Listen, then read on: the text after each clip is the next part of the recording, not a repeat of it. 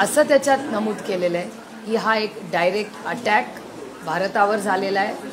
आमचे पर्यटक तिथे गेले होते, त्यांचीही क्रूर हत्या केलेली आहे. याचा उत्तर आम्ही दिलेलं आहे, पण ते खूप मेजर्ड 3 महत्त्वाचे शब्द त्यांनी वापरले आहेत. It is a very focused attack, it's a very measured attack आणि it's not a retaliation and it's not escalating.